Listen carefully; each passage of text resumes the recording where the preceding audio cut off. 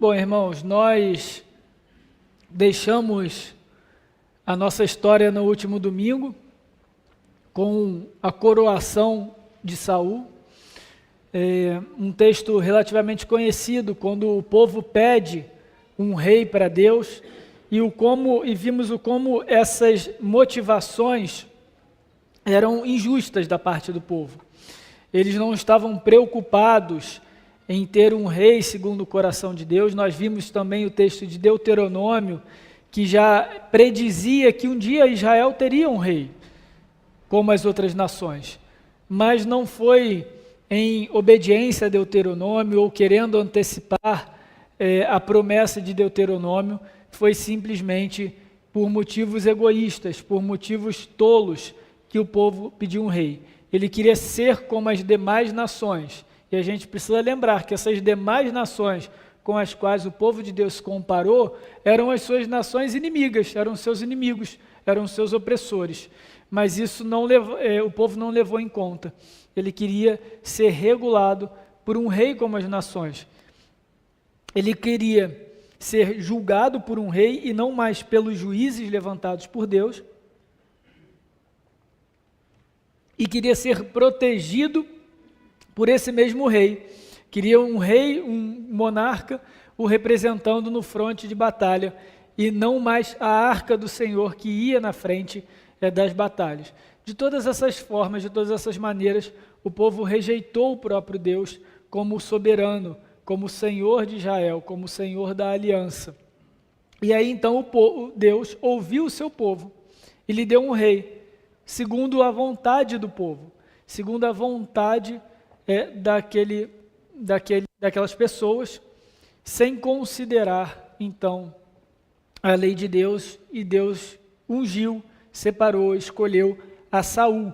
Nós já vimos alguns indícios de que Saul não era uma boa escolha, apesar de aos olhos humanos ele se destacar entre os homens de Israel, mas hoje nós veremos o declínio de Saul. Nós veremos o declínio de Saul. Como o reinado de Saul chegou ao seu fim de forma rápida, de forma precoce, e como isso serviu para preparar caminho para o verdadeiro rei de Israel, escolhido por Deus, o Davi, que viria em seguida, um rei segundo o coração do Senhor. Então, no capítulo 13 de 1 Samuel, nós vemos que incredulidade e desobediência marcam o reinado de Saul. E veremos as consequências desse tipo de postura. Então o capítulo 13 aqui já avança um pouco na história e entra no segundo ano do reinado de Saul. Nós vimos no capítulo 11 a primeira vitória de Saul contra os amonitas, e aí ele ainda não tinha sido coroado rei pelo povo, embora já tivesse sido ungido rei por Samuel, né? Lembrando que naquela época os sacerdotes é quem ungiam os reis, sacerdotes e os profetas é quem ungiam o rei, marcavam com óleo, com azeite. Então Saul já havia sido chamado, ungido, separado rei por Deus. E aí então ele vence os amonitas. Isso é uma das provas de que Deus, embora tenha escolhido um rei segundo o coração do povo, ele compactua, ele apoia esse reinado de Saul. Então Deus não é contra o reinado de Saul, isso é muito importante. Pelo contrário, ele até usa o reinado de Saul para libertar o povo de determinados inimigos, a gente vai ver isso aqui hoje, e também dá a Saul aquela opção da aliança, que a gente tanto já discutiu. Não é uma livre escolha, mas os termos da aliança também estão diante de Saul. Saul é ungido de Deus, é o representante da aliança.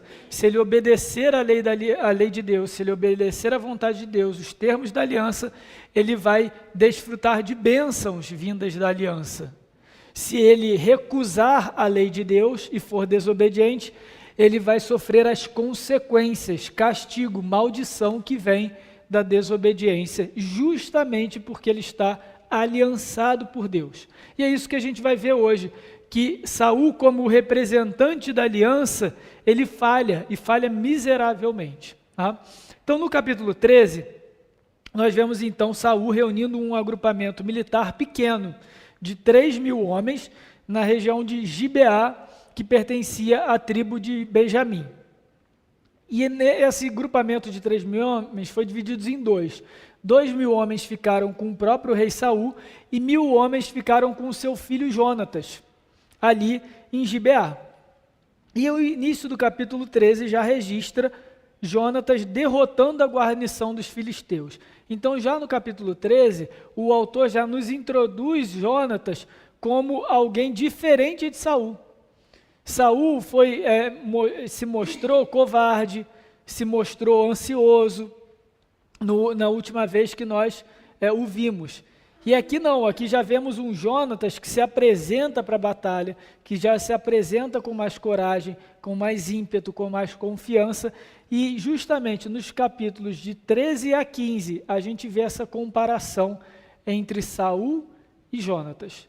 O que Saul deveria ser e não é, e o que Jonatas, o seu filho, é, apesar do pai que tem. Tá? Então, a gente vê essa dinâmica aqui. Então, no início do capítulo 13, Jonatas derrota os filisteus. 1 Samuel 13, versículo 3. Jonatas derrotou a guarnição dos filisteus que estava em Gibeá.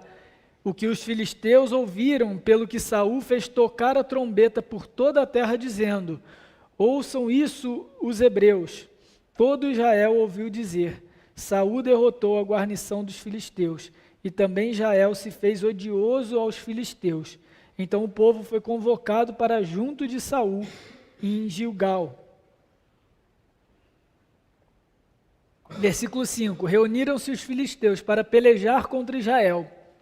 30.000 carros, 6.000 cavaleiros, e povo em multidão, como a areia que está à beira-mar. E subiram e se acamparam em Micmas, ao oriente de Bet-Aven. Então aqui, depois do ataque de Jonatas, depois da vitória de Jonatas, o que Saul faz? Saul conta vitória. Ele grita a plenos pulmões que ele, Saul, venceu os filisteus. Não foi ele, foi o filho dele com um grupamento militar menor, né, metade do que ele tinha, mas ele então começa a chamar a glória para si. E aí então, obviamente, a retaliação por parte dos filisteus. Os filisteus então juntam todo o seu exército e se colocam à porta do povo de Israel para lutar contra Saul. E o que a gente vê é que agora Saul já não tem essa mesma coragem. Depois que Saul acaba desfrutando dos louros da vitória do seu filho, qual deveria ser a postura do rei? Terminar o que o filho começou, certo? Mas não é isso que acontece. O que a gente vê, então, é que nessa grande prova que Deus coloca sobre o seu ungido, para provar o caráter de Saul, para provar a índole de Saul, a gente vê que ele não se sai bem.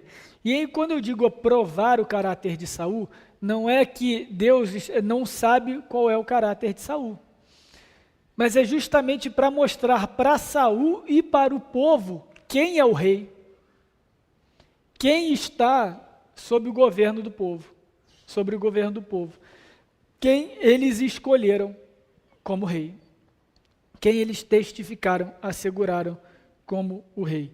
E aí, então, o povo escolheu um rei para lutar contra as nações em nome deles.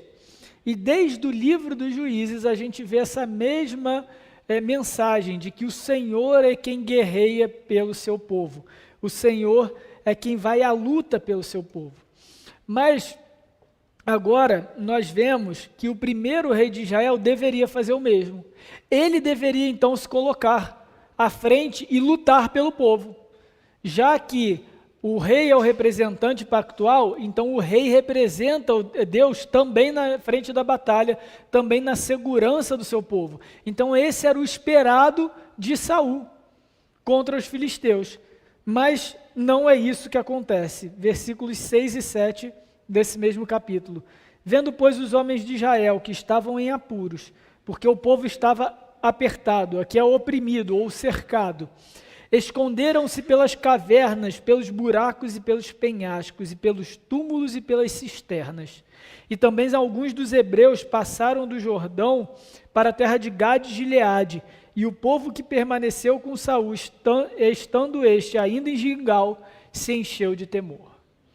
Então, na realidade, é outra. Quando chegou, então, o exército, todo o povo começou a entrar em buraco que nem rato, que nem barata. Quando você acende a luz, sabe, da cozinha, tudo sai fugindo para baixo do armário. Foi isso que aconteceu com o povo. Mas não deveria acontecer isso. Eles tinham um rei.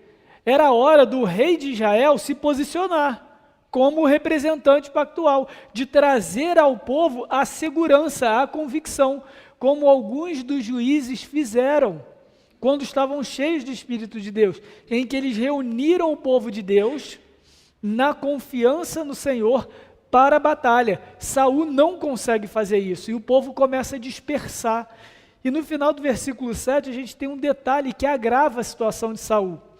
E o povo que permaneceu com Saul se encheu de temor. Esse comentário não está aqui por acaso. Ele está dizendo o seguinte: olha, até o povo que estava com Saul, porque teve gente que fugiu, mas teve gente que ficou do lado do rei, mesmo o sujeito que estava ali colado no rei, se encheu de temor. Ou seja, a presença de Saul, a figura real de Saul, não impunha segurança para o povo. E isso é uma falha terrível para o ungido do Senhor. Porque o rei, enviado por Deus, o ungido perfeito de Deus, é aquele que vai trazer paz ao povo, é aquele que vai ser braço forte do Senhor, é aquele que vai trazer segurança para o povo de Deus. E Saul é o contrário disso. Ele é incapaz de prestar essa segurança para o povo. E nessa narrativa aqui, nós vemos paralelos interessantes com a história de Gideão. E aqui é um paralelo antitético, ou seja, o autor faz um paralelo de algo que é contrário dessa realidade para mostrar o quão ruim a situação estava. Entendeu? Então aqui a gente pega paralelos de Gideão e a gente olha o como Gideão foi bem sucedido porque confiou no Senhor, estava cheio do Espírito, e o quão Saul não foi bem sucedido, o quanto ele falhou miseravelmente, justamente pela sua índole, pelo seu caráter, que vai ser construído e apresentado para a gente até o final do capítulo 15. Mas quais são os paralelos que a gente vê aqui? Quando o povo estava cercado, oprimido pelos midianitas na época dos juízes, eles também se escondiam por cavernas, em buracos, em penhascos, túmulos, cisternas, lagares. Então o povo se escondia dos midianitas e de outros povos para não serem saqueados, para não serem roubados, para não sofrerem violência. E aqui nesse momento, a mesma coisa. Então é interessante porque o autor está nos mostrando, ok, tem um rei agora em Israel, mas a situação é a mesma. Israel continua à mercê dos seus inimigos. Parece que não mudou nada.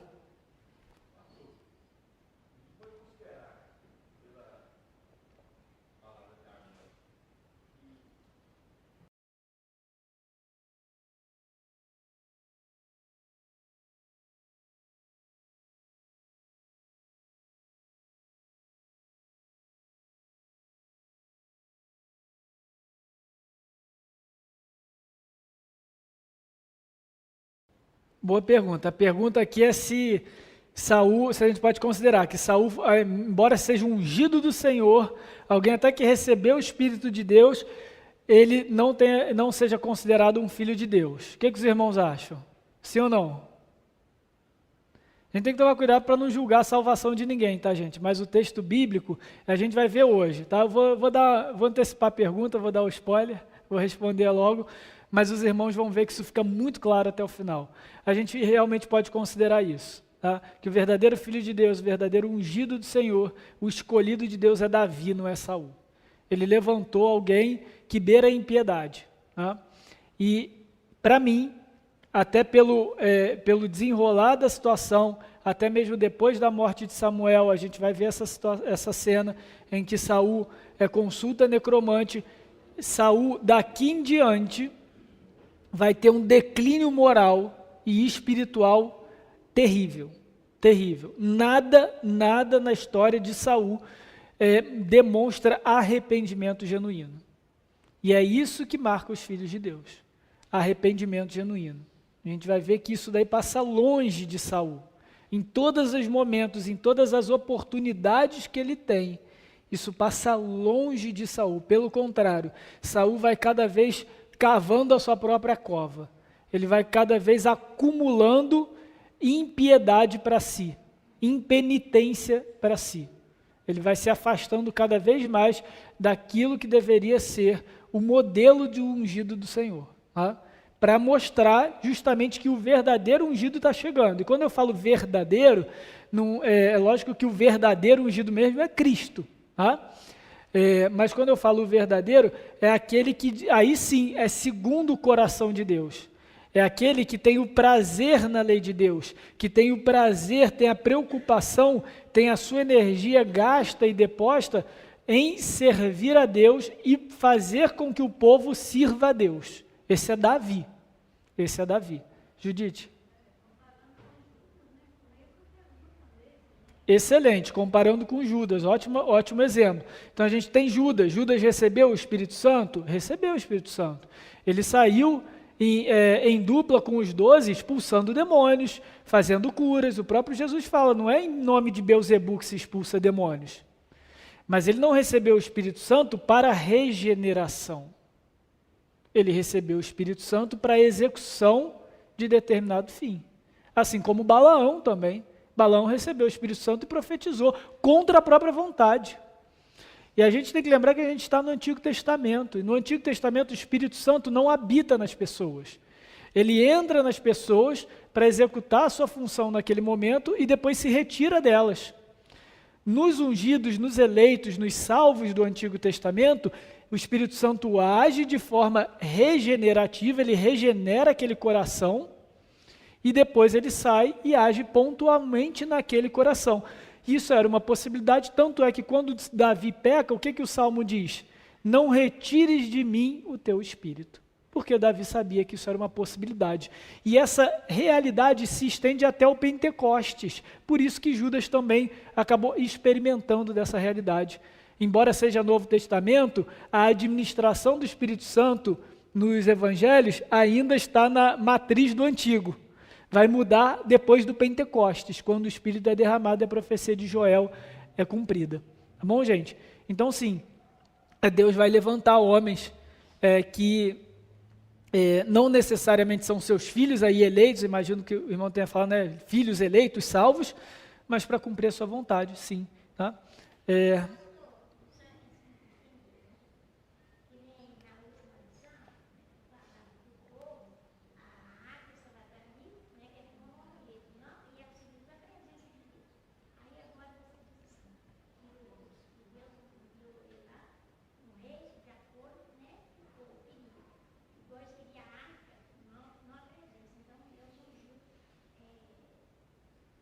Saul.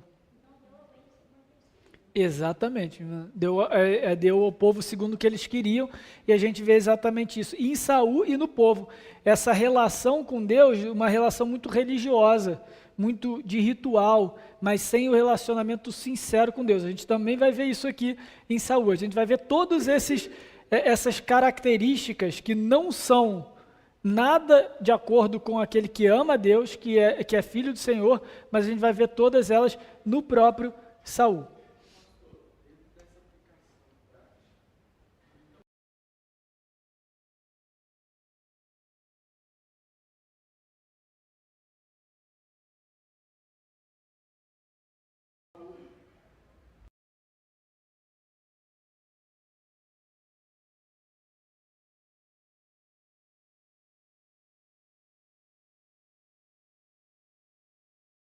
Temos o risco de ter líderes, ou de ter pastores, ou de ter irmãos no nosso meio que não são?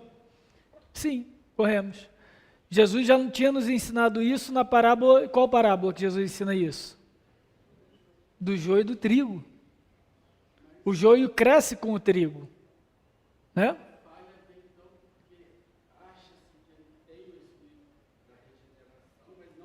Não tem, exatamente. E assim, e a gente tem alguns outros exemplos no Novo Testamento, né? João, na sua primeira carta, diz, e saíram do meio de vós porque não eram dos seus, para que soubessem que não eram dos seus. Então, ali ele está falando de apostasia. Está falando do espírito do anticristo, daquele que não confessa Cristo, é o espírito de apostasia. E infelizmente a gente vê isso no nosso meio. Hebreus 6 também, um texto muito difícil, que algumas pessoas julgam falar de perda de salvação, não é perda de salvação ali. Quando Hebreus 6,6, quando ele fala que aqueles que desfrutaram dos dons do Espírito e depois caíram, não tem mais jeito. Mas ali dons do Espírito não é a salvação, mas é justamente os benefícios que vem do Espírito Santo quando ele age no meio da igreja. Então, por exemplo, os dons que temos hoje ativos na igreja, dom de oração, o dom da misericórdia, o dom da palavra, o dom do ensino, o dom da administração, qualquer um que estiver no nosso meio, e nós, pela graça de Deus, sendo uma igreja frutífera, vão desfrutar desses dons também. Vão desfrutar do cuidado, da hospitalidade dos irmãos, da generosidade, vão desfrutar dos dons do Espírito. Mas isso não significa que eles são salvos, porque o joio está no meio do trigo. A gente vê inúmeros exemplos no Novo Testamento disso, de pessoas que têm um auto-engano, que acham que são salvas, mas não são. Mas peraí, então eu corro risco de achar? Não. Pelos frutos conhecereis a árvore. Então aqueles, por exemplo, que Jesus fala, que naquele dia, mestre, mas em teu nome fizemos muitas coisas, e milagres, expulsamos demônio e cura, afasta de mim, não sei quem vocês são. Jesus fala no final que é aqueles que não obedecem a Deus. Então eles faziam todas essas coisas, mas eles não obedeciam a Deus. Eles não tinham a lei de Deus, a vontade de Deus, como aquilo de mais precioso. E essa é uma das evidências mais importantes que a gente deve buscar na nossa vida. Não na vida do outro, porque a gente não está aqui para julgar a salvação de ninguém, mas na nossa vida para a gente ter segurança da nossa salvação. Qual é a importância da lei de Deus no nosso coração? Da vontade de Deus no nosso coração? O que Jesus falou? Aquele que tem os meus mandamentos e os guarda, esse é o que me ama. E aquele que me ama será amado pelo meu Pai. E eu também o amarei e me manifestarei a ele. Então é isso, é obediência. Não é obediência para a salvação, mas é amor pela palavra de Deus. É desejo de agradar a Deus porque Deus o salvou. É isso que a gente tem que nutrir na nossa vida. Isso fortalece a convicção da nossa salvação. Agora, o que a gente vê em Saul, voltando aqui para Saul, o que a gente vê em Saul é o oposto. Saul está longe da vontade de Deus e só faz a própria vontade. Ele o tempo todo vai contra a lei de Deus. A gente vai ver isso aqui, que o tempo todo, em toda oportunidade que ele tem de fazer a vontade de Deus, de fazer a lei de Deus e até de se arrepender segundo a vontade de Deus, ele faz o oposto. Ele procura o próprio interesse, ele procura se desviar da culpa, ele procura fugir das consequências, ele faz o contrário daqueles que amam a Deus. E isso daí nos mostra o coração de Saul, né? Um coração corrupto, um coração ímpio, mesmo ele sendo ungido do Senhor. Tá bom?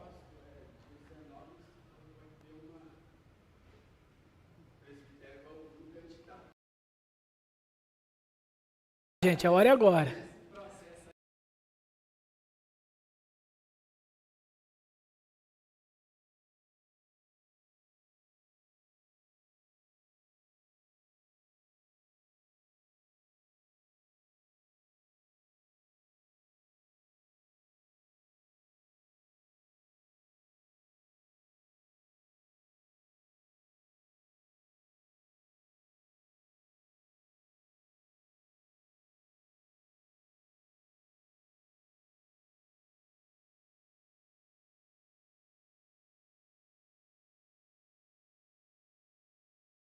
Não estava preparado, provavelmente ele nem se via preparado, né? Na hora ali da coroação, ele se escondeu no meio das malas do povo, das sacolas. Mas realmente, como que isso se aplica, né? Igual Frank comentou aqui agora sobre, né, 19, que a gente vai ouvir mais um candidato. Por isso mesmo que eu mencionei, irmãos, a gente precisa de muita oração, porque nós, pastores, presbíteros que formamos os concílios da igreja, nós somos pecadores, nós somos falhos no nosso juízo, mas a gente também crê no Espírito Santo que conduz a igreja, que forma a igreja, e que apesar do nosso pecado e da nossa, às vezes, parcialidade ou da nossa imperfeição no nosso juízo, o Espírito Santo no coletivo, no conjunto, conduz para a perfeição. Por isso que a gente se sente seguro, que é o momento jabá aqui para a nossa forma de governo presbiteriano, por isso que a gente se sente seguro no modelo presbiteriano, que a gente entende que é o modelo da igreja de Atos, né? Então, poucos representam a muitos, porque não é um pastor tomando decisão, não é eu, Vitor, não é o pastor Isaías, ou quem quer que seja tomando a decisão, nós somos falhos, é o concílio, e aqui na igreja local, da mesma forma, é o conselho. Não é um, não é outro, mas é o colegiado que governa a igreja. Então, às vezes, eu tenho uma opinião, e aí eu vejo no concílio que realmente eu estava errado, eu, Vitor, estava errado. E pela graça de Deus eu vi que a sabedoria estava no conselho dos meus irmãos. Isso é bênção de Deus, é assim que o Senhor vai governando a igreja. Tá bom, irmãos? Beleza. Então, gente, voltando aqui para 1 Samuel, o povo então se escondeu nos buracos, nas cisternas. Isso também aconteceu na época de Gideão, lá em Juízes 6, com os midianitas. E o exército midianita também foi descrito em Juízes 7 como uma multidão inumerável como a areia do mar. E por último, Saul dispunha de apenas 600 homens, enquanto Gideão de 300 homens. Então, a princípio, ao que parece, a cena é muito contrária a Saul, né? Ele tem pouca gente, ele tem um exército gigantesco, o povo está morrendo de medo, então parece que tudo é contra Saul. Mas se Saul estivesse apegado à vontade de Deus e à lei de Deus, à palavra de Deus, e aqui palavra de Deus inclui a história do que Deus fez com o seu povo, ele deveria se lembrar de como Deus libertou o povo da opressão dos midianitas através de Gideão. Ele, como rei, deveria se lembrar e lembrar o povo disso. Olha, irmãos, se povo de Deus, Israel, se com 300 Deus libertou o povo da opressão dos midianitas, agora que temos 600 e que temos um rei, será muito mais fácil. Percebem? Então, a esse quadro que aparentemente é contra Saul, na verdade está colocado sobre a mesa para lembrá-lo da promessa, lembrá-lo da fidelidade de Deus e lembrá-lo dessa realidade que a gente tem visto desde o livro de Juízes, que é o Senhor quem guerreia pelo seu povo. Mas Saul não se lembrou disso. Saul se deixa levar pelas próprias circunstâncias. Ele não confiou na palavra de Deus, ele não confiou na história, naquilo que Deus fez, e pior, ele não confiou na palavra de Samuel, e aqui Samuel, agora ele vai sempre servir na função de sacerdote e profeta, tá? Ele não é mais juiz sobre a terra aqui, ele é só sacerdote e profeta, né? Ele é sacerdote e profeta, boca de Deus, representante de Deus direto para o povo. E naquela situação, havia uma ordem de Samuel para Saul. Vamos ler no versículo 8 a 10 do capítulo 13 de 1 Samuel. Esperou Saul 7 dias, segundo o prazo determinado por Samuel. Não vindo, porém, Samuel a Gigal, o povo foi se espalhando dali, foi se escondendo, né, nas cavernas, fugindo. Versículo 9, então disse Saul: trazei-me aqui o holocausto e as ofertas pacíficas, e ofereceu o holocausto. Mal acabara ele de oferecer o holocausto, eis que chega Samuel. Saul lhe saiu ao encontro para saudar. Parece aquela criança que acabou de quebrar o negócio, aí o pai chega e pisa na sala, né? É sempre assim, né? Tá tudo tranquilo, mas aí o sexto sentido dos pais vai na hora que a criança está fazendo a besteira. Foi exatamente assim com Saul. Então, qual é o contexto aqui? Saul tinha uma ordem de Samuel, e ele dizia o seguinte: olha só, não faz nada, me espera durante 7 dias, depois de 7 dias eu vou te encontrar em Gigal, eu vou oferecer sacrifícios, e aí então eu vou te falar o que você precisa fazer. Saul começou a ficar apertado com o tempo. Veja, não foi no 8º dia que Saul ofereceu o sacrifício. Ele estaria errado se ele tivesse oferecido no 8º dia também, tá, gente? Mas ele não esperou nem o prazo acabar. Então assim, acabou hoje, não chegou, bom, se não chegou hoje não vai chegar mais. Sabe aquele papo? Então ele estava apertado, ele estava aflito. Ele não confiou na palavra do profeta. Ele não confiou na palavra de Deus. Então ele mesmo assume para si e faz o holocausto. Quem é que lembra o que é o holocausto, gente? Sacrifício, mas que tipo de sacrifício? Oferta queimada. Holocausto lembra de churrasqueira, tá? É isso, é oferta queimada, é até queimar até torrar a carne, é oferta pelos pecados do povo, é oferta de expiação. E aí, você tem aqui 2 tipos de sacrifícios, de ofertas, holocausto e ofertas pacíficas. As ofertas pacíficas não eram com carne, mas eram justamente em gratidão a Deus, para realmente reconhecimento e glória do Senhor. Saul se apropria de algo que não é dele, que é o exercício sacerdotal.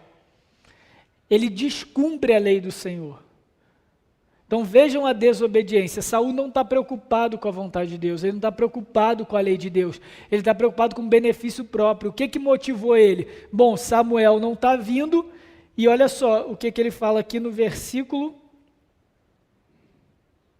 deixa eu ver. Ele vai falar isso no versículo 12, que é quando ele explica para Saul, né, para Samuel. Eu disse comigo, agora descerão os filisteus contra mim a Gigal, e ainda não obtive a benevolência do Senhor. Então o que Saul estava no coração? Olha só, os inimigos estão chegando, o povo está se dispersando, e eu ainda não recebi a bênção de Deus, e eu preciso dessa bênção para ganhar a batalha. Então eu mesmo vou fazer o sacrifício, porque com o sacrifício eu recebo a bênção. Percebem? É uma relação com Deus religiosa, ritualística. Não é uma relação de amor, não é uma relação de temor, não é uma relação de obediência. Saul faz a coisa errada, se relaciona com Deus da forma errada para obter benefício próprio. E infelizmente a gente vê que muitas pessoas no meio evangélico têm esse mesmo relacionamento com Deus. Se eu fizer uma oferta aqui, se eu pegar esse objeto ali, se eu pegar esse óleo acolá, se eu fizer tal coisa assim, Deus vai ouvir a minha causa. Está fazendo que nem Saul, está sendo religioso, está sendo ritualístico. A gente é abençoado por Deus porque nós somos filhos de Deus, porque nós somos herdeiros, porque nós somos amados. Não é porque a gente faz alguma coisa correta, da forma correta. Não é por isso. A gente não pode dobrar o favor de Deus. A gente não pode conduzir a vontade de Deus ao nosso favor. A gente não pode constranger o Senhor com as nossas orações, com os nossas ofertas, dízimos, com os nossos jejuns. Não, tudo isso que a gente faz em obediência ao Senhor. Mas Saul não estava nem aí para a obediência a Deus, ele só queria se beneficiar.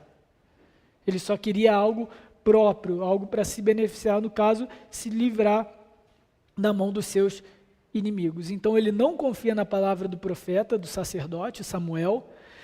Ele toma um ofício que não é dele, violando gravemente a lei de Deus. Futuramente um outro rei vai fazer isso, vai oferecer ofertas, vai entrar no templo para fazer sacrifício. Os sacerdotes vão atrás dele e falam, rei, não faz isso, e aí quando ele toma as ofertas, ele é cometido de lepra, e aí ele passa o restante de todo o reinado dele com lepra, justamente porque ele ia fazer ofertas, e o texto lá em 1 Crônicas vai dizer que ele se ensoberbeceu, porque ele se julgou no direito de também fazer sacrifícios. Então isso é muito grave para Deus. Deus divide os ofícios da forma correta para a gestão da adoração, como Ele quer. E Saul não estava nem aí para isso, ele só queria se beneficiar. Ele não queria nem o orgulho, o direito, a dignidade de oferecer sacrifício. Nem isso, ele não estava nem aí para Deus. Ele só achava que, entendi, Samuel vem aqui oferecer sacrifício, Samuel não chegou, faço eu, senão eu não vou ganhar. Era para Saul os sacrifícios a Deus era meramente uma moeda de troca em benefício próprio. E aí então Samuel chega para Saul para lhe saudar, versículo 11 agora. Samuel perguntou: que fizeste? E respondeu Saul: vendo que o povo se ia espalhando daqui, e que tu não vinhas nos dias aprazados combinados, e que os filisteus já se tinham ajuntado em Miquimás, eu disse comigo: agora descerão os filisteus contra mim a Gigal, e não obtive a benevolência do Senhor, e forçado pelas circunstâncias, ofereci holocaustos. Então veja a reação de Saul. Era hora dele se arrepender. Era hora dele se humilhar na presença de Samuel. E o que ele faz? Ele procura desculpas. A gente vê um rei tomado pela ansiedade, completamente distante da vontade de Deus, da obediência ao Senhor, e aí então ele coloca os pés pelas mãos e se exime da culpa. Ele fala: olha, primeiro, você não chegou no prazo combinado, a culpa é tua, eu não tenho nada com isso. Mas Samuel chegou no prazo combinado. Mas mesmo se não tivesse chegado, isso não dava direitos de Saul fazer o que ele fez.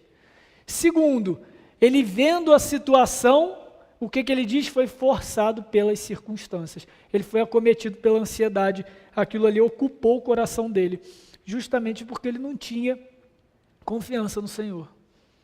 A segurança de Saul não estava no Senhor. A segurança de Saul estava nele mesmo. Ele agiu por impulso, ele agiu pelas circunstâncias. E aí ele trouxe esse terrível mal contra a vida dele. E aí então no versículo 13, Samuel responde: procedeste neciamente em não guardar o mandamento que o Senhor teu Deus te ordenou, pois teria agora o Senhor confirmado o teu reino sobre Israel para sempre. Esse era o teste de Saul.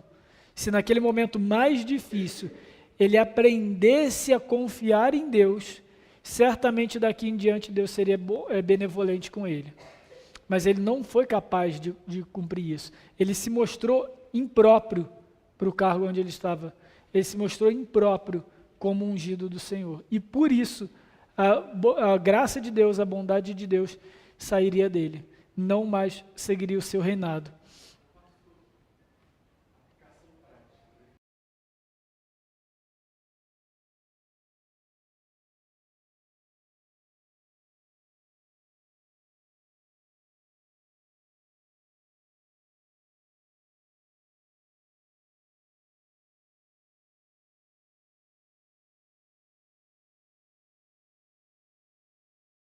Antigamente estava fácil, né? Tinha lá o profeta, tinha Samuel, Natã, tinha um pessoal lá para instruir o rei quando ele estava longe. E hoje, essa é a pergunta do Frank.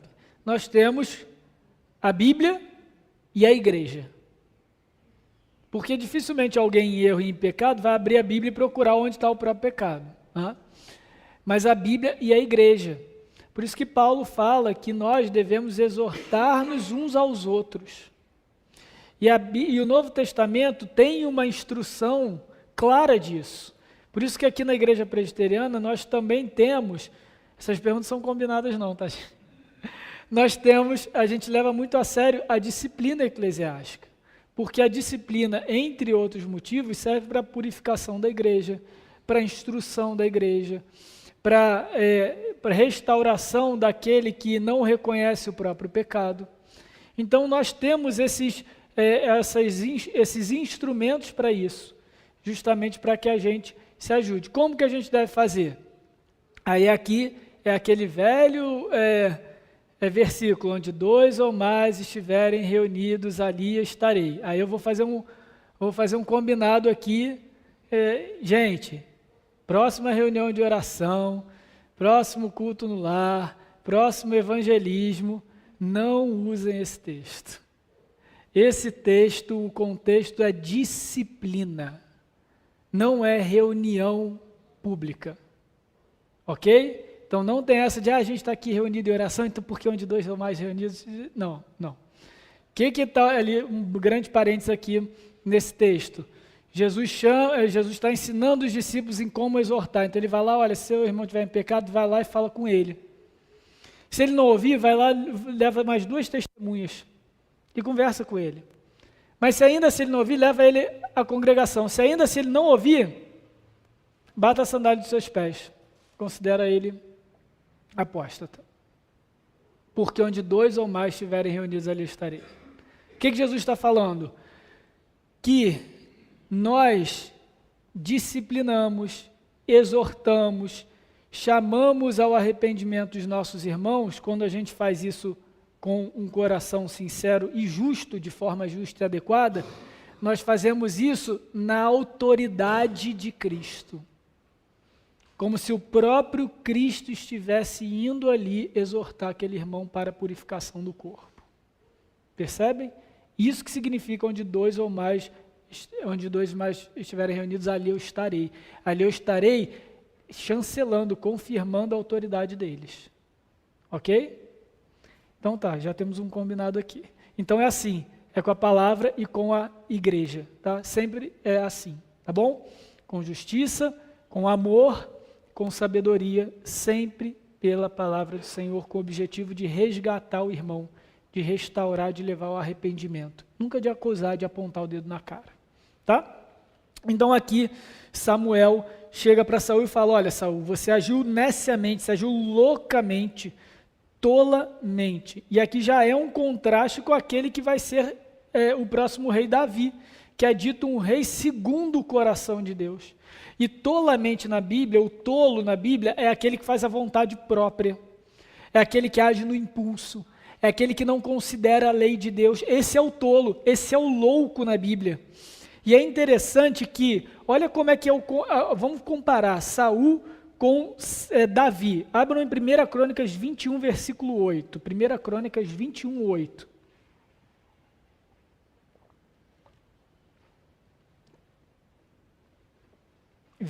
Versículo 8.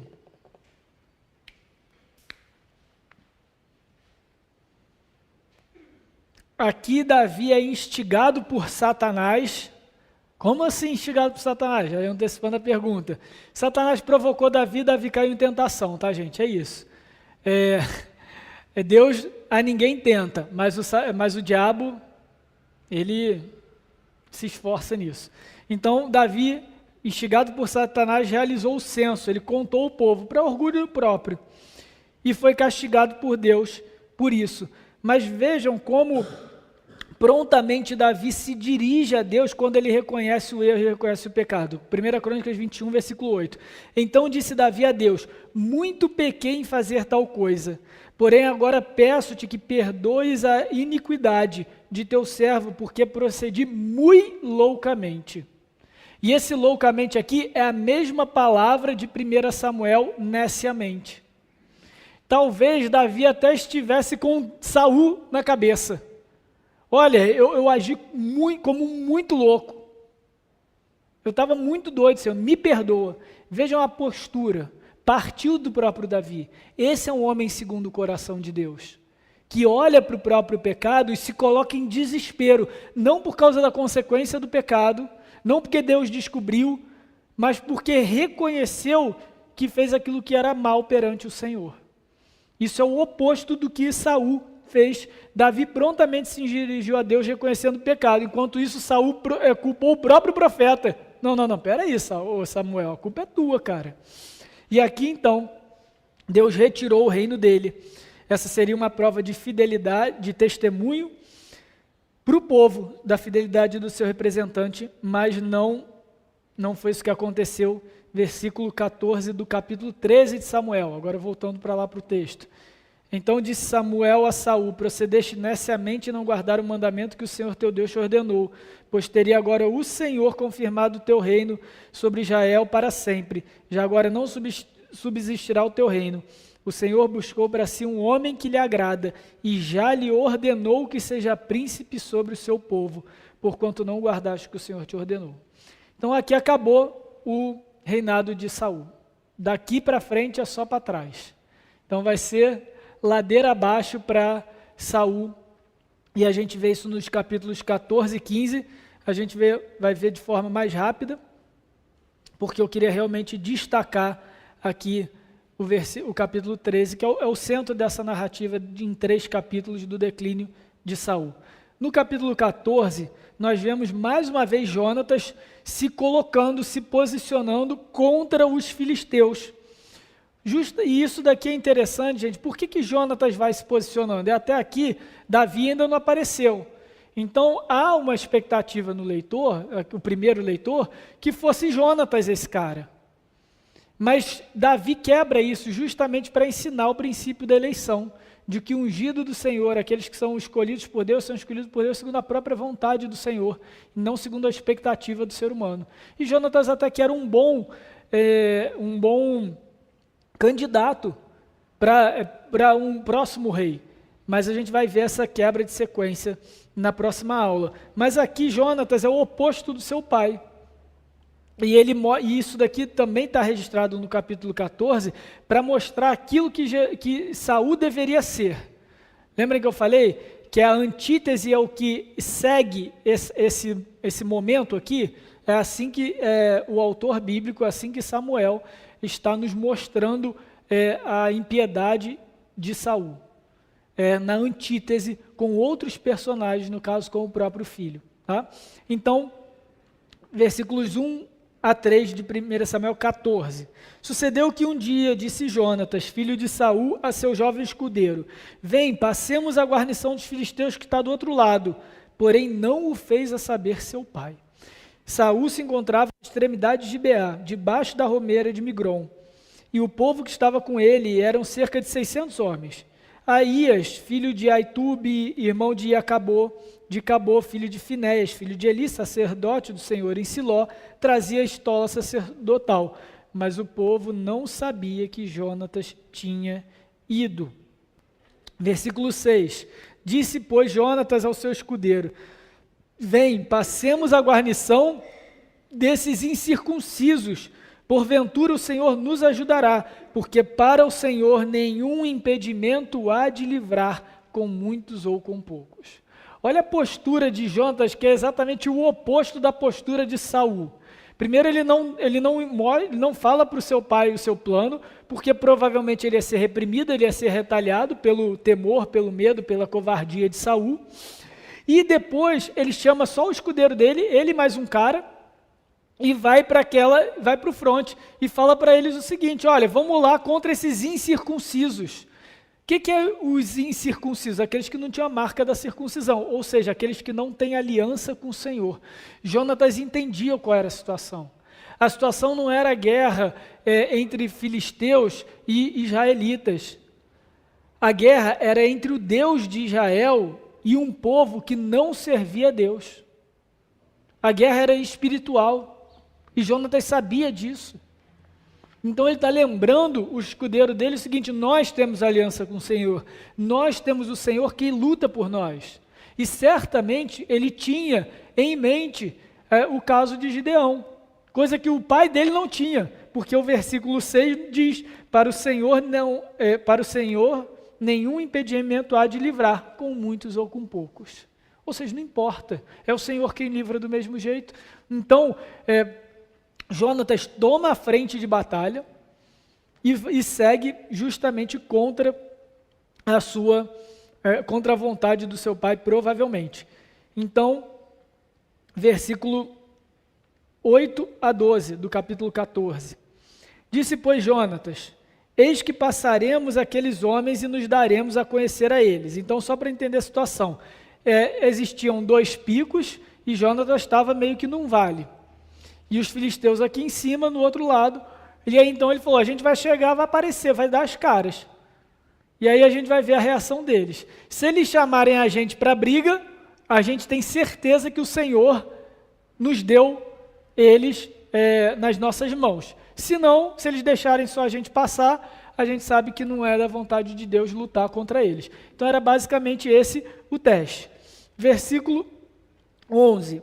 Dando-se, pois, ambos a conhecer a guarnição dos filisteus, disseram esses: eis que já os hebreus estão saindo dos buracos em que se tinham escondido. Os homens da guarnição responderam a Jonatas, seu escudeiro, e disseram: subi a nós, e nós vos daremos uma lição. E disse Jonatas ao escudeiro: sobe atrás de mim, porque o Senhor os entregou nas mãos de Israel. Então veja a segurança de Jonatas. Ele não recebeu a palavra do profeta, ele não recebeu nenhuma manifestação do Espírito Santo, uma visão, nada disso. Ele só tinha confiança no caráter de Deus e naquilo que Deus já havia feito na história com o povo. Isso era suficiente para ele sozinho, com seu escudeiro, e aqui ele mata cerca de 20 homens, e aí começa então a derrota dos filisteus, porque no versículo 15, o que a gente lê? Houve grande espanto no arraial, no campo e em todo o povo, e também a mesma guarnição, e os saqueadores tremeram, e até a terra se estremeceu, e tudo passou a ser um terror de Deus. O que Deus fez? Ele instaurou o pânico, só com aquela iniciativa, com aquela empreitada ali de Jonatas e do seu escudeiro. Deus usou aquilo para instaurar todo o pânico e espalhar os inimigos. E aí então a gente vê que Saul mais uma vez fica ansioso, ele não sabe o que fazer. A gente vê um Saul que não confia em Deus e não sabe nem como agir. Versículo 18 a 20. Ele vendo então todo mundo correndo, os inimigos correndo, ele vai se levantar para terminar de perseguir os inimigos. Olha o que Saul faz. Saul disse a Aías: traz aqui a arca de Deus, porque naquele dia ela estava com os filhos de Israel. E enquanto Saul falava ao sacerdote, o alvoroço que havia no arraial dos filisteus crescia mais e mais. Pelo que disse Saul ao sacerdote: desiste de trazer a arca. Então Saul e todo o povo que estava com ele se ajuntaram e vieram a peleja, e a espada de um era contra o outro, e houve muito grande tumulto. Então olha só como é que é o rei. Ele nem sabe o que está acontecendo, os inimigos estão correndo. Peraí, então a gente vai para a batalha, traz a arca, porque tem que ter a arca. Aí a arca estava demorando, sei lá por quê, estava mandando, quer saber, esquece esse bagulho para lá, vamos para a guerra. E Saul está assim completamente perdido. Ele não invoca o Senhor, ele não sabe o porquê ele faz o que ele faz. Ele age por impulso, ele é totalmente contrário daquele que deveria ser o rei. E aí até que então termina no versículo 23, assim livrou o Senhor a Israel naquele dia, e a batalha passou além de Bet-Aven, saiu daquele lugar e foi muito mais longe. Então a gente percebe que Saul é um rei completamente instável, justamente porque ele não obedece a Deus, porque ele não coloca o Senhor como primeiro lugar na vida dele, não sabe como agir e entra em desespero. E muitas vezes na nossa vida a gente se vê em desespero, se vê ansioso, se vê colocando os pés pelas mãos, porque a gente não coloca o Senhor e a vontade de Deus e a palavra do Senhor em primeiro lugar. A gente quer agir no impulso, a gente quer agir sem entender a situação, a gente quer agir somente com o que a gente está vendo. E aí a gente acaba fazendo que nem Saul. O sacerdote está chegando, aí faz sacrifício. O povo está fugindo, traz a arca está demorando, vai sem arca mesmo. Para no final das contas a conclusão ser óbvia. Naquele dia o Senhor livrou Israel da mão dos filisteus.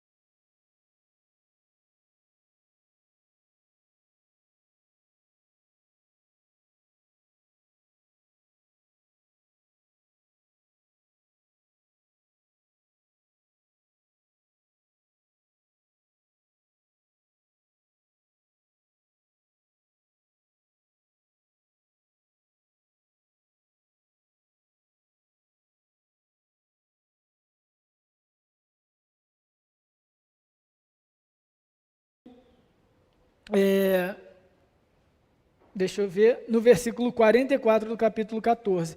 Então disse Saul: Deus me faça o que bem lhe aprouver, é certo que morrerás, Jonatas. Isso é o próprio filho dele. Porém o povo disse a Saul: morrerá Jonatas, que efetuou tamanha salvação em Israel? Tal não suceda, tão certo como vive o Senhor, não lhe há de cair no chão um só cabelo da cabeça, pois foi com Deus que fez isso hoje. Assim o povo salvou Jonatas, para que não morresse. Então o que a gente vê? A gente vê um Saul completamente perturbado. Primeiro coloca o povo para não comer nada, enquanto ele, Saul, não tivesse vitória sobre os inimigos, e depois resolve matar o próprio filho porque a situação saiu do seu controle.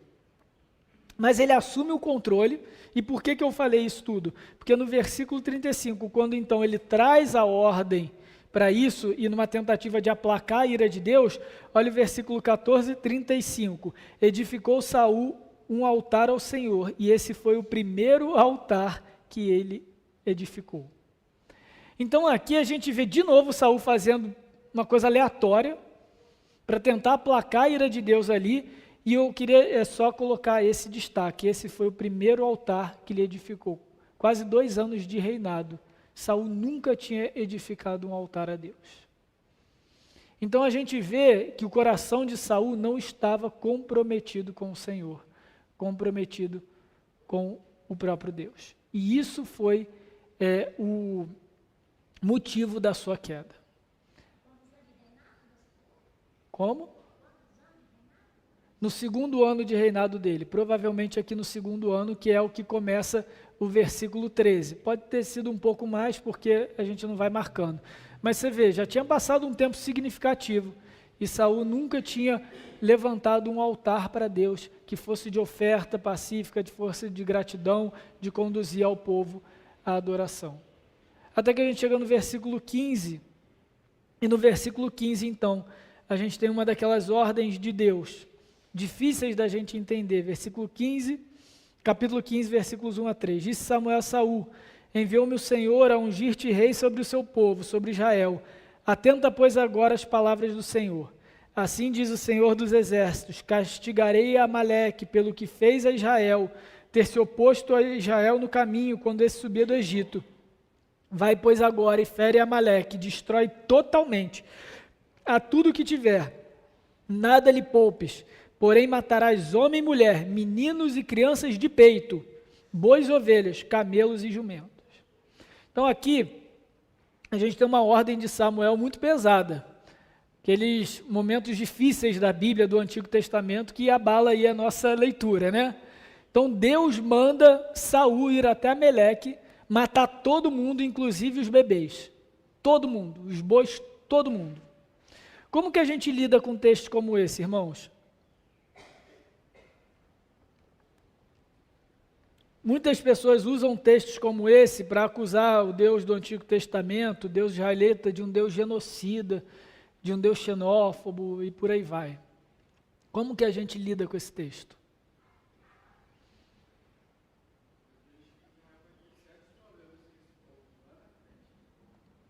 Ele vai ter sérios problemas com esse povo lá na frente, mas ele já teve lá atrás também. E aqui a gente só vai entender textos como esse se a gente enxergar a Bíblia na história da redenção. Eu não espero que alguém que não seja do povo de Deus entenda esse texto. Não vai entender. A gente só entende textos difíceis como esse quando a gente entende que todo mundo, depois de Adão, é pecador e merece a morte. Até bebês de colo, até recém-nascidos. Não, ninguém nasce em neutralidade, ninguém nasce sem pecado. Todos nós nascemos corrompidos pela morte do pecado. Todos nós merecemos a espada de Deus. E se não for nessa vida, seria na eternidade, no castigo eterno. Então, aqui nós não estamos tratando de uma guerra étnica. Aqui nós estamos tratando de justiça de Deus sendo aplicada sobre pecadores. Esse é o primeiro ponto. O segundo ponto é quando a gente vê quem é Amaleque. Amaleque foi um rei que vendo o povo de Israel saindo do Egito, fugindo, um grupo de escravos, vulnerável, com crianças, com bois, ele atacou o povo para roubar-lhes todas as coisas no deserto. E aí então Deus amaldiçoa Ameleque. Não precisa abrir a Bíblia não, eu vou ler. Êxodo 17, 14. Então disse o Senhor a Moisés: escreve isso para a memória num livro e repete-o a Josué, porque hei de riscar totalmente a memória de Ameleque de debaixo do céu. E Moisés edificou um altar e lhe chamou: o Senhor é a minha bandeira. E disse: porquanto o Senhor jurou, haverá guerra do Senhor contra Ameleque, de geração em geração. Então Deus aqui está cumprindo a palavra dele. E esses juízos mais tensos, mais violentos de Deus na história, sempre foram premeditados, sempre foram preditos pelo Senhor. E isso é prova de que Deus é fiel na sua justiça. Ele não deixa o mal impune. Um outro ponto importante para nos ajudar a entender esse texto é que se passaram 400 anos entre a investida de Ameleque contra a saída do povo no Egito e agora. Esse povo teve motivos de tempo mais do que suficiente para se arrepender e se render ao Senhor, e ele não o fez. 400 anos se passaram de impiedade, de injustiça contra o povo de Deus, e agora a mão de Deus vai agir com justiça. A gente precisa ver o contexto todo. E por último,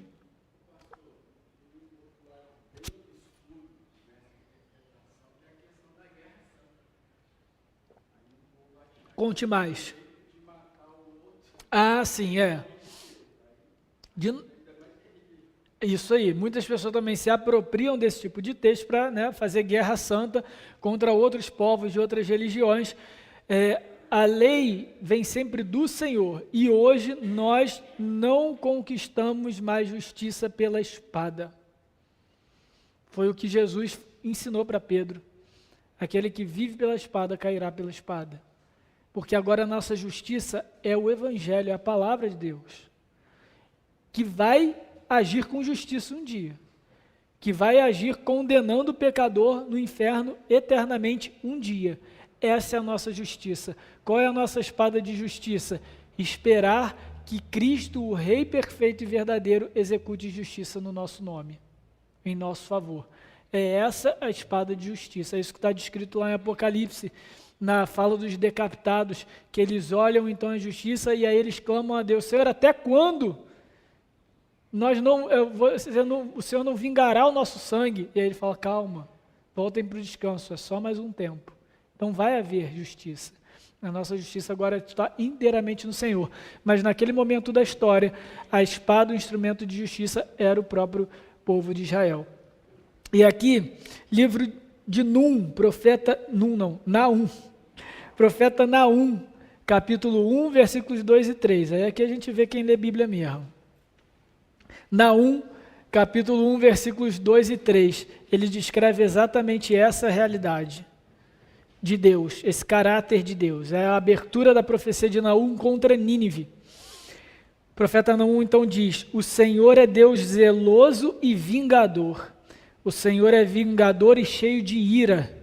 O Senhor toma vingança contra os teus adversários e reserva indignação para os seus inimigos. Mas olha o versículo 3. O Senhor é tardio em irar-se, mas grande em poder e jamais inocenta o culpado. É exatamente isso que está acontecendo aqui. O Senhor é vingador, o Senhor nunca inocenta o culpado, mas ele é tardio em irar-se. E isso serve de lição até para nós, é o que o profeta Isaías fala: arrependei-vos enquanto há tempo. Isso é a raiz do Evangelho de Cristo. O Senhor é Deus justo, a justiça de Deus virá. Arrependam-se enquanto há tempo. Mas Saul não faz isso. E o pior da história de Saul é que a parte mais difícil ele faz. Ele mata todo mundo, inclusive os bebês, inclusive as crianças, inclusive os idosos, inclusive as mulheres, inclusive os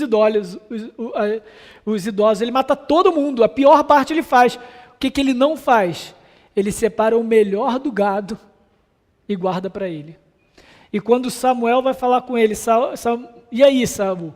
Aí ele, olha Samuel, beleza, eu fiz o que Deus mandou. Ele aí na cara de pau chega para Deus e faz, para Samuel e fala isso. Aí Samuel responde, mas estou ouvindo um barulho de gado, um balido de ovelha, da onde é que vem isso? Era para você matar tudo.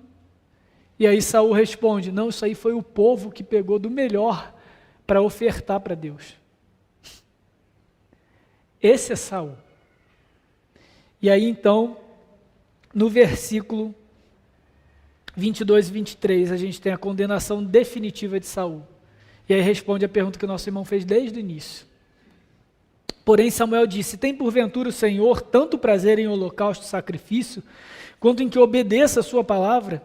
Eis que obedecer é melhor do que sacrificar, e o atender melhor do que a gordura de carneiros. Porque a rebelião é como o pecado da feitiçaria, e a obstinação é como a idolatria e o culto a ídolos do lar. Visto que rejeitaste a palavra do Senhor, ele também te rejeitou a ti, para que não sejais rei. Versículo 25. Agora, pois, te rogo, Saul dizendo, perdoa-me do meu pecado e volta comigo para que adore o Senhor. Porém Samuel disse a Saul, não tornarei contigo, visto que rejeitaste a palavra do Senhor, já ele te rejeitou a ti, para que não sejas rei sobre Israel. Virando-se Samuel para se ir, Saul segurou pela orla do manto e esse se rasgou. Então Samuel disse, o Senhor rasgou hoje de ti o reino de Israel e deu ao teu próximo, que é melhor do que tu. Também a glória de Israel não mente, nem se arrepende, porquanto não é homem para que se arrependa. Então disse Saul, pequei, honra-me. Olha como é que ele pede arrependimento, como ele pede perdão a Samuel. Pequei, honra-me. Porém agora, diante dos anciãos do meu povo e diante de Israel, honra-me diante do povo, e volta comigo, para que eu adore ao Senhor, teu Deus. Então Samuel seguiu a Saul, e esse o adorou o Senhor. E aqui a gente vê que depois dessa situação, Saul nunca mais viu Samuel, até o dia da sua morte. A gente vê um rei que não olha para o próprio pecado, desobediente, que só faz a sua própria vontade, que só segue os seus desejos, que foge da culpa, que foge do arrependimento. Isso não é o ungido do Senhor. Saul é um antitipo de Cristo. E mesmo daqui em diante, nós vemos como ele vai perseguir a Davi, o verdadeiro ungido de Deus, aquele que de fato é ungido, como que ele em desespero vai consultar uma necromante. E é interessante, na maldição de Samuel contra Saul, ele vai dizer no versículo 23, capítulo 15, porque a rebelião é como o pecado da feitiçaria. E é exatamente esse pecado que Saul vai buscar depois, o pecado da feitiçaria, para forçar Deus a respondê-lo através do espírito de Samuel, que a gente sabe que não era o espírito de Samuel. Então a rebeldia contra o Senhor, a obstinação, o orgulho, fazer a própria vontade, é rebeldia, é idolatria diante de Deus. E o Senhor rejeita esses, assim como o Senhor rejeitou a Saul.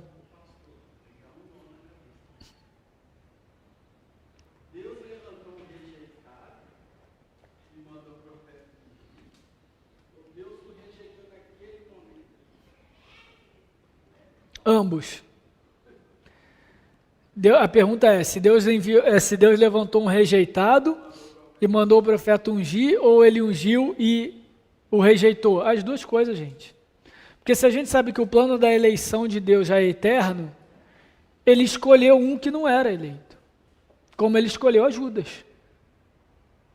Só que a rejeição de Saul também foi no tempo na história, por causa do seu pecado.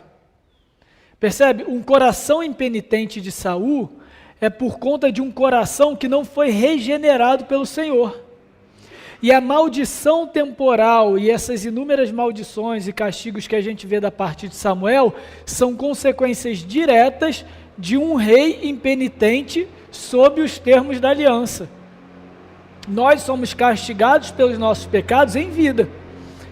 mas aqueles que não têm Cristo como Salvador serão castigados na eternidade. Aqui o que a gente vê é o plano eterno de Deus para Saul cruzando o plano temporal histórico de Saul.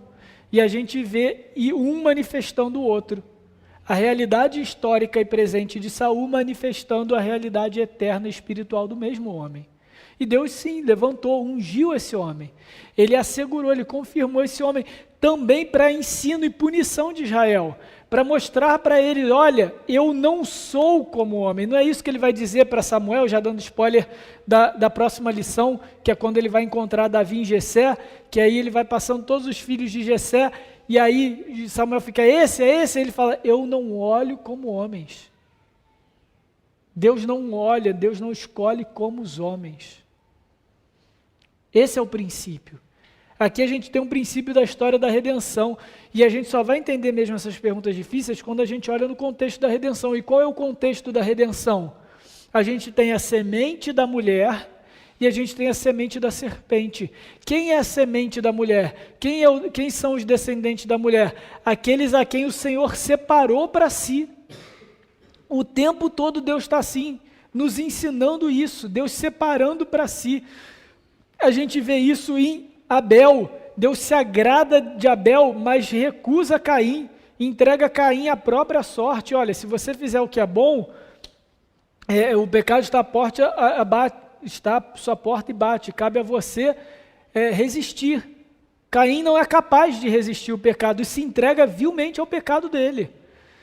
Logo em seguida a gente vê Noé, e o que a gente vê na descrição de Gênesis 6? Que toda aquela geração é corrupta, que Deus se arrepende de ter criado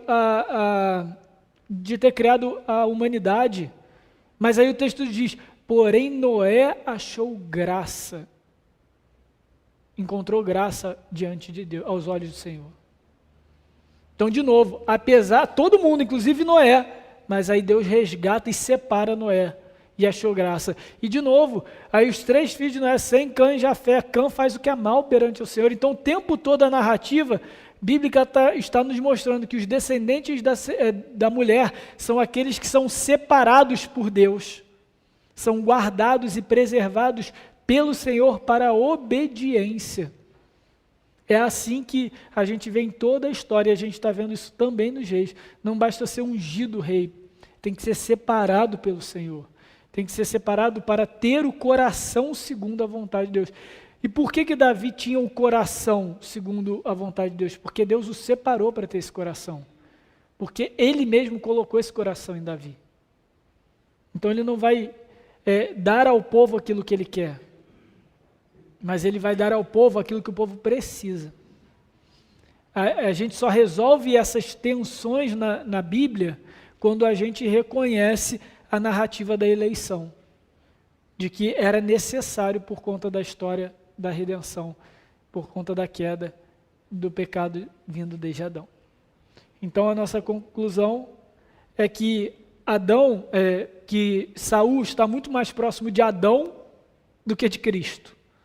É aquele representante da aliança que não preserva a obediência, não preserva a lei de Deus, leva o povo a outros pecados, conduz de forma vil segundo a sua própria vontade. Como Adão, ele fugiu da responsabilidade, ele culpou outro, como Adão falou, a mulher que tu me deste. Saul falou, você que devia ter chegado mais cedo. Foi o povo que pegou os bois, não fui eu. Então o tempo todo a gente vê Saul como um representante de Adão. E agora a gente vai ver na próxima lição Davi como representante de Cristo. É isso, gente. A parte de Deus é mais fácil de entender. Deus é atemporal, ele já sabe tudo que vai acontecer assim, as coisas acontecem. Certo. Você falou que as histórias se cruzam. Mas na história de redenção de Saul, diante de tudo que ele viveu, então a gente pode dizer que ele não teve a oportunidade de ser salvo, porque Deus elege segundo o seu pré-conhecimento. Deus já sabia. O que é oportunidade de ser salvo? Quando você diz oportunidade de salvação, Foi colocado como rei de Israel, e no dia que ele errou, o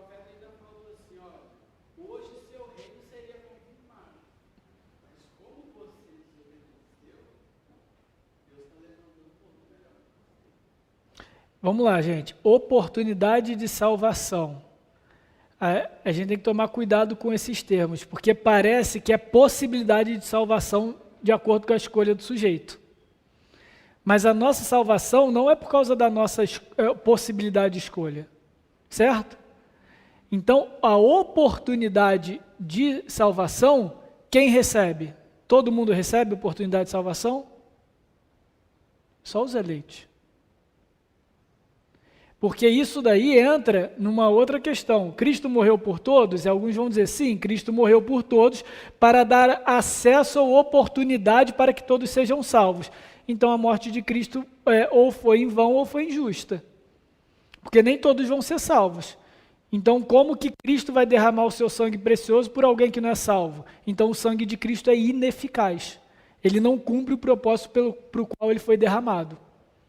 Então a gente diz que o sangue de Cristo foi derramado somente pelos eleitos, porque a esses eleitos eles vão ouvir a palavra e responder positivamente. Então, é difícil dizer isso, nem todo mundo tem coragem de dizer isso, mas não há oportunidade de salvação para os não eleitos. Não há.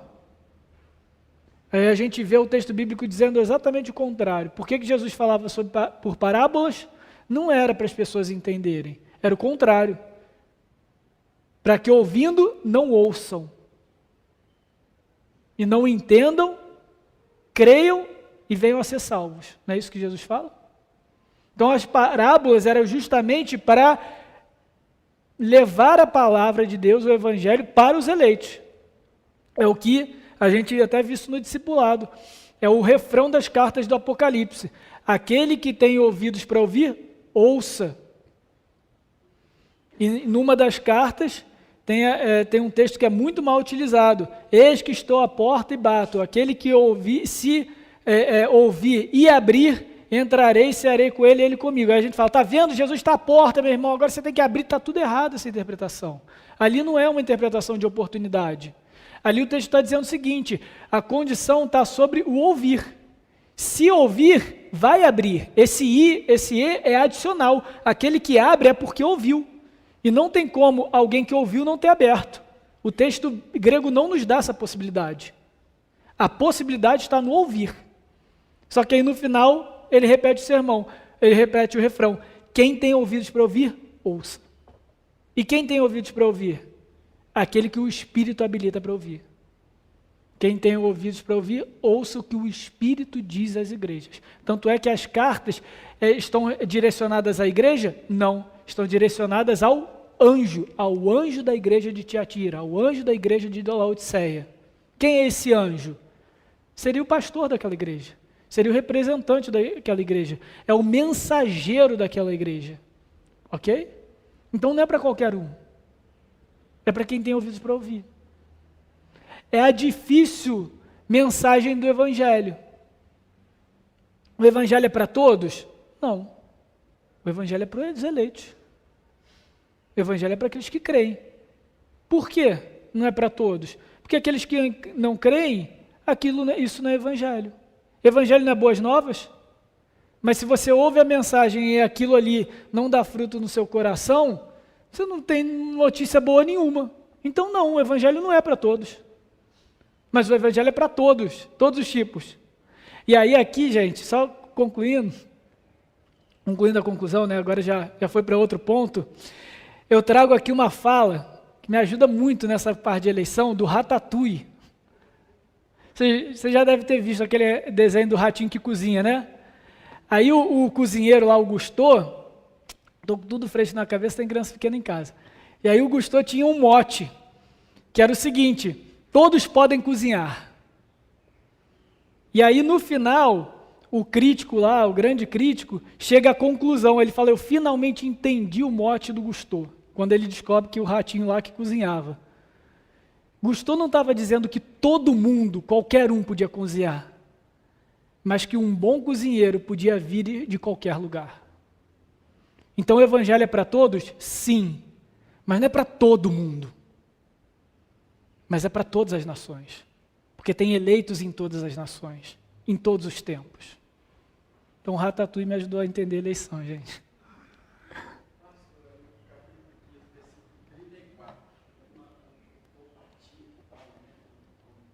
O quê? 15:34?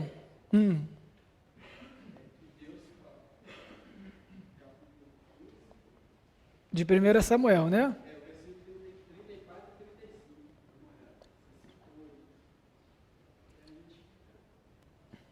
Então Samuel se foi a Ramá e Saul subiu à sua casa. A Gibeá de Saul nunca mais viu Samuel até o dia da sua morte. Porém tinha pena de Saul. O Senhor se arrependeu de haver constituído Saul rei sobre Israel. Então é isso, é a conclusão de Saul. Vê que Samuel tem pena dele. Ele nem... isso eu já falei algumas vezes, né, gente? E aí, Deus se arrepende não, né? Igual homens. Então, como que é o arrependimento de Deus? É exatamente, aqui eu tenho um paralelo, tá? Entre o sentimento de Samuel com Saul e o próprio sentimento de Deus. Deus tem pena de Saul.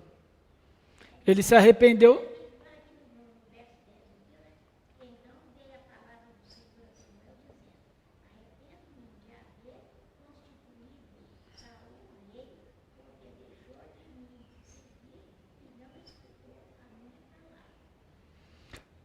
Exatamente, mas Deus não sabia que Saul ia seguir esse caminho?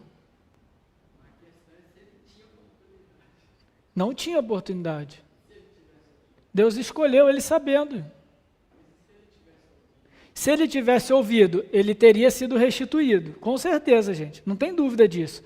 Mas essa possibilidade é virtual. O fato de eu criar uma possibilidade, de eu apresentar para vocês a possibilidade, não significa que ela é verdadeira na história da redenção. E que ela era acessível e possível. Percebe? Eu posso chegar para vocês e falar o seguinte, olha, eu poderia ter há 10 anos atrás apostado na loteria, agora eu ia estar bilionário, ia estar nas Maldivas, não ia estar aqui pregando para vocês. Isso nunca foi uma possibilidade. É um caminho possível? Mas não é uma possibilidade, percebe? É só uma narrativa possível.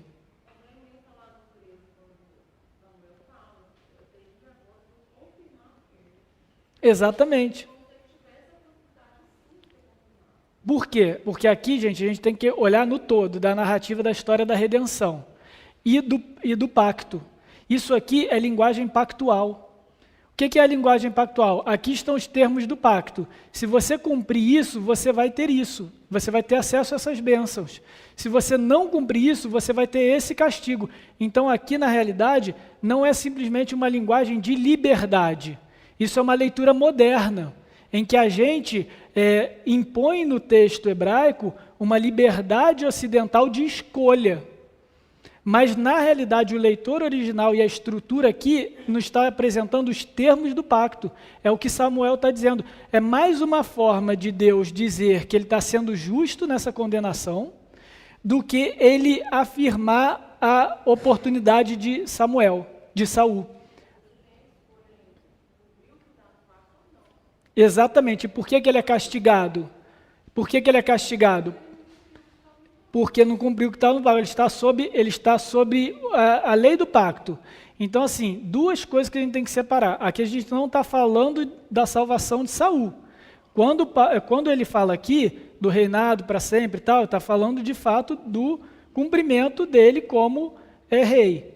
E que então, quando Deus tira isso dele, ele só está sendo justo. Samuel está mais uma vez falando, você está perdendo isso, porque você não cumpriu, porque você estava sob regime do pacto. Ok?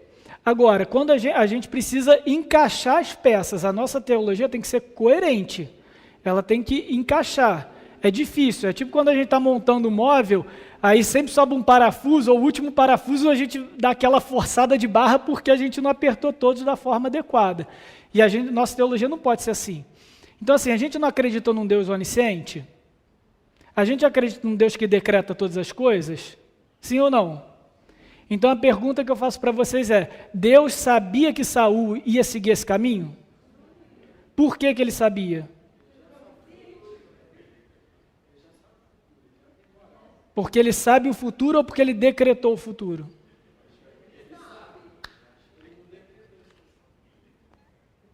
E quando a Bíblia fala que Deus escolheu Judas para fazer o que ele fez? Por que é outra história? É o mesmo Deus. É o mesmo Deus, gente.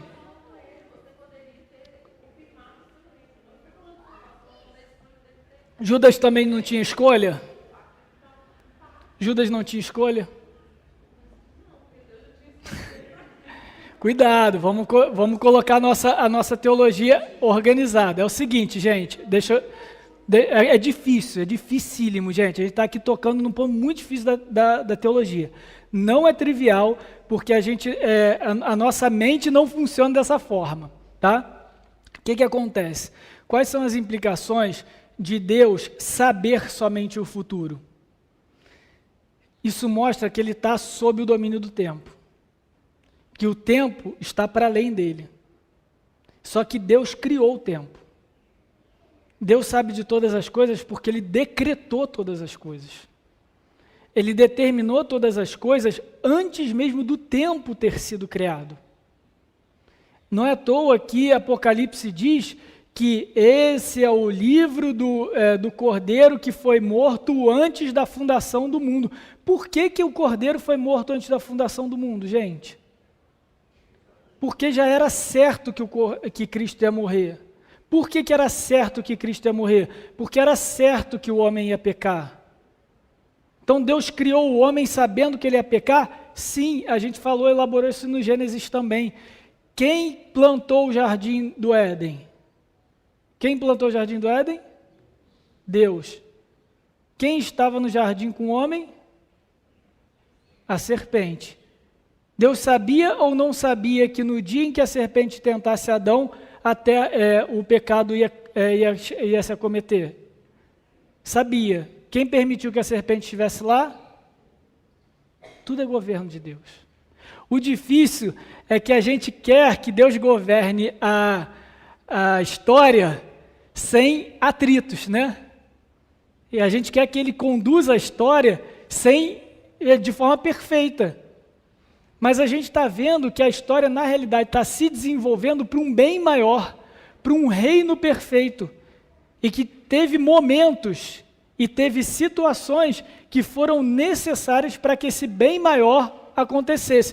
De novo, por isso que é tão importante a gente ter a visão da teologia bíblica. Se a gente não tiver a visão do todo, a gente fica doido nos detalhes. Se a gente perder de vista que um reino está sendo construído de forma perfeita, que para ter um reino é necessário um rei. Cristo só é ungido rei depois que ele vence a morte. E para ele ter vencido a morte foi necessário o pecado. E para comprar um reino precisa de súditos, então é necessária a eleição para formar um povo. A gente vai achar que Deus está reagindo à história.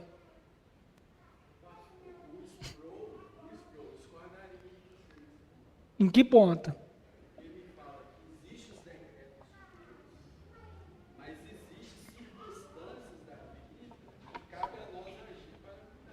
Perfeito, com todo respeito, irmão. Os pro eu não discordo dos pro, não.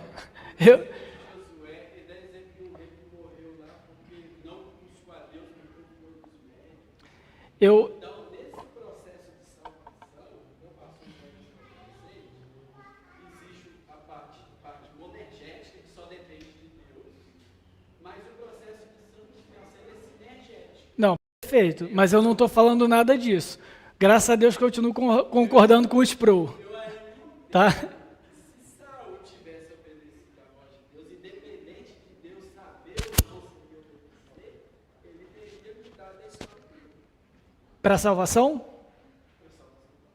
Mudado a história não, irmão. Mudado a história não. Ele não é eleito? Não tem como mudar, então ele não é eleito. Se de fato havia possibilidade de mudança, então ele não era eleito. Então não há eleição na realidade. A eleição é decreto, gente. Agora, só um parênteses. Sproul estava falando de outra coisa. O irmão citou outra coisa de Sproul. Não é disso que Sproul estava falando. Continuo concordando com o Sproul. Inclusive, a doutrina de decreto de Deus toda eu baseio nele. Tudo que eu falei aqui até agora. Tá? Então, ele estava falando simples... Peraí, deixa eu só consertar De verdade, consertar porque eu acho que o irmão não compreendeu, aplicou errado o teólogo.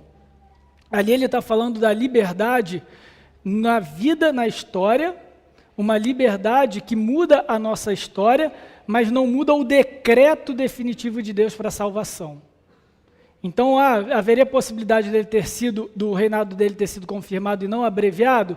Sim, mas se Saul não foi um eleito, nada na história dele mudaria isso, gente. Agora, se Saul se arrependesse, o que isso nos prova? Que ele era um eleito. Percebe? O ponto é o seguinte, a liberdade e o ponto de escolha na nossa história não muda aquilo que Deus decretou. É isso que eu estou querendo dizer para vocês desde o início.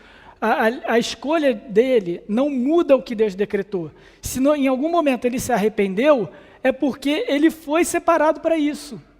Se em algum momento ele não se arrependeu, é porque ele nunca foi separado da eternidade. Então, embora houvesse a possibilidade de escolha, é o que eu digo, é uma possibilidade virtual, porque ela só vai ser executada de acordo com o decreto de Deus.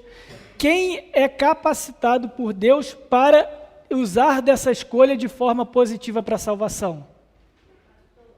Quem, irmãos? Isso. A eleição é decreto de Deus. Então, assim, existe escolha?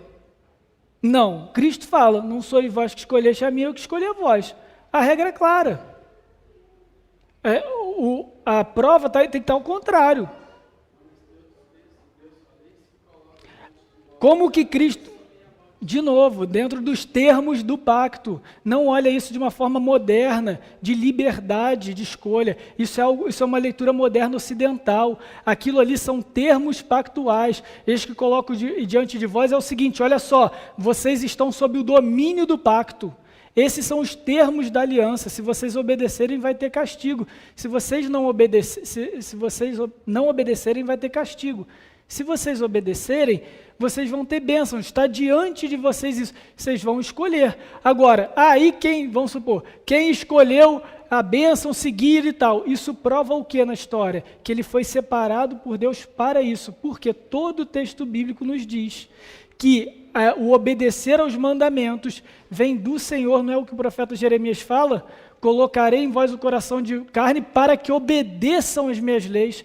Qual é a finalidade da regeneração? Obediência. Quem que obedece? A escolha está ali, de fato, a escolha está ali, não nego isso, ok? As opções estão diante dali, não nego isso. Mas quem escolhe a obediência? Segundo o profeta Jeremias, quem teve o coração convertido. Quem teve o coração convertido? Quem Deus converteu o coração. Quem Deus converteu o coração? Aquele que ele escolheu desde a eternidade.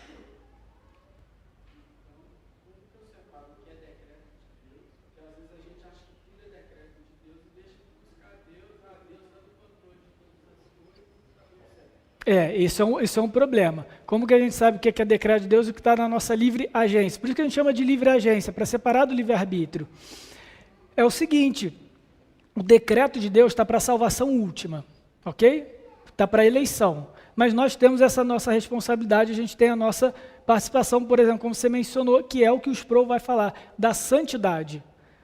Então, assim, na nossa vida, a gente precisa livremente buscar o Senhor em oração, livremente buscar na Bíblia. Da onde vem essa capacidade de buscar? Já veio do Senhor que nos habilitou, ok? Porque Ele decretou isso em nós. Agora, se a gente não fizer isso, a gente vai ter uma vida espiritual medíocre e a gente vai sofrer. A gente vai perder a salvação? Não. Mas é exatamente esse o ponto. É como se falasse assim, olha gente, vocês já são salvos, nós somos salvos, somos povo da aliança. Então todo domingo a gente fala isso, a lei de Deus está aqui diante da gente. Obedeçam a lei do Senhor, busquem o Senhor, guardem o domingo, façam oração, ofertem ao Senhor, cumpram a vontade de Deus, façam a leitura bíblica, ajudem uns aos outros. E se eu não fizer nada disso, pastor? Tá bom, você vai ser repreendido como um filho. Aí é o que Jesus fala. Como que Jesus adapta essa linguagem pactual no Novo Testamento? Porventura, Deus que é vosso Pai, não repreende os seus filhos? Jesus está falando a mesma linguagem pactual, entendeu? Só que agora ele tornou para a realidade do Novo Testamento de Deus como Pai. Mas ele está dizendo a mesma coisa. Jesus poderia dizer ali, olha, a lei de Deus está diante de vocês, cabe vocês cumprirem e obedecê-la. Se vocês não cumprirem, vai haver consequências. O que Jesus está ensinando? Ele está ensinando a mesma coisa de outra forma. Olha só, como um pai que ama, Deus vai disciplinar vocês, se vocês não obedecerem à lei. Então, vocês precisam obedecer à lei. Nós precisamos obedecer à lei. Isso vai muito de nós. Só que todas as vezes que a gente tenta por nossa conta, a gente vê que a gente falha. E aí, de novo, a gente precisa da orientação de Deus. Essa é a nossa função e essa é a nossa participação nisso. É por isso que Paulo vai falar, desenvolvei a vossa salvação. Como assim desenvolver a vossa salvação? A salvação não é monérgica ou monergista? A salvação não é decreto de Deus? Então como que eu desenvolvo a minha salvação? Ele está falando de santidade. Ele está dizendo o seguinte, olha, você já é salvo, nada vai te tirar isso. Ninguém vai nos separar do amor de Deus, não é isso que Romanos fala, Romanos 8?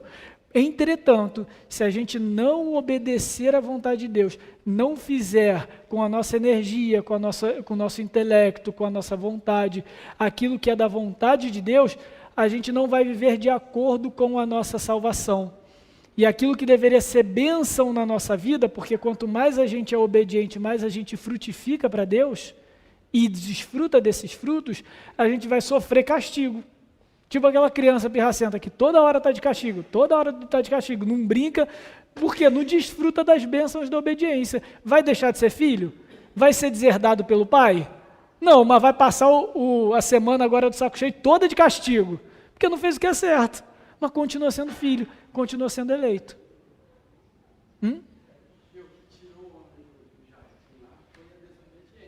Sim. Perfeito. Não vai, né? Não consegue. Então é na obediência de quem que a gente é salvo? De Cristo. Não, é na obediência de Cristo. Por quê? Exatamente. É só a gente lembrar aí o que a gente chama da ordem da salvação. Está no finalzinho de Romanos 8. Aqueles que de antemão conheceu, e esse conhecer é conhecimento de amor, não é um conhecimento prévio de quem ia salvar, é um conhecimento de amor, a esses predestinou para serem feitos conforme o Filho, a imagem do Filho. Então a predestinação é com o objetivo de fazer-nos como filhos, e a esses que predestinou também chamou, e os que chamou também justificou, ou seja, declarou justo. Como que declara um injusto justo? Na obediência de outro. Cristo é obediente perfeitamente. Então, agora que nós somos justificados em Cristo e unidos a Cristo, somos habilitados à obediência. A gente vai conseguir obedecer perfeitamente? Não. Existe um mínimo de liberdade que a gente pode exercer para obedecermos e buscarmos a lei de Deus? Com certeza. Mas nada disso eu estou falando sobre decreto de Deus em relação à salvação. É depois. É depois do decreto. Então haveria a possibilidade sim de Saul, mas essa possibilidade não coloca em Saul a liberdade dessa escolha e de definir a si próprio como salvo ou não. Isso já foi decretado por Deus. Ok? Vamos almoçar? É difícil, gente, é difícil, é importante. A teologia, a gente vai aprofundando em nuances e é assim que a gente cresce, tá? É bênção de Deus quando a gente elabora, quando a gente conversa, quando a gente pergunta temas difíceis, temas espinhosos da Escritura. A gente está aqui como igreja para isso mesmo, tá? É bênção do Senhor. Louvado seja Deus, porque eu louvo a Deus pelos irmãos, por todos vocês, desse interesse que vocês buscam, vocês procuram, faz pergunta difícil, é para testar o servo do Senhor aqui mesmo, tá? É isso mesmo, Deus nos dá a graça, a gente estudou para isso, pela graça de Deus a gente vai crescendo juntos, mas isso leva a gente à maturidade, é provando a nossa fé, é testando a nossa doutrina, testando a nossa teologia, vai na Bíblia, pergunta, a gente vai crescendo. Tá bom, gente? É importante. Às vezes a gente vai tocar em teologias, em doutrinas difíceis, mas crescer dói. Crescer dói, mas é necessário, tá bom? E assim a gente desenvolve a nossa salvação também. Vamos orar. Senhor, obrigado, Pai, por mais um dia na Tua casa. Que bênção, Senhor, que pela nossa liberdade em poder discutir sobre a igreja, sobre a tua palavra. Isso só mostra o quanto nós somos dependentes do Senhor, do teu Espírito para compreendê-la, o quão complexa é, o quão difícil, o quão rica é a tua palavra, são os teus ensinamentos, e isso reflete a tua superioridade, a tua majestade, Senhor.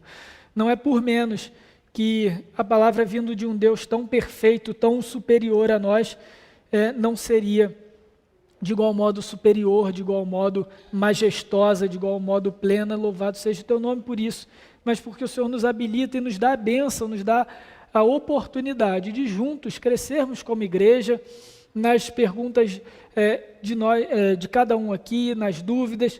Todos nós crescemos, todos nós somos agraciados pelo ensino que o Senhor nos deu, Pai.